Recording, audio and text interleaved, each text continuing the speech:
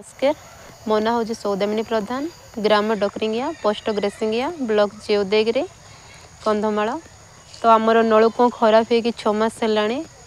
तो मु सरकार को अनुरोध करुच्ची आमको जल्दी सोलार पाइप जगे देले आमे असुविधार मुक्त हो पारिबु।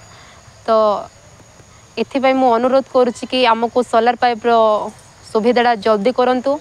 आमर से गोलिया पानी पीकी बहुत असुविधा है। क्या रोग पीड़ित हो गले क्या काचुकुंडिया है।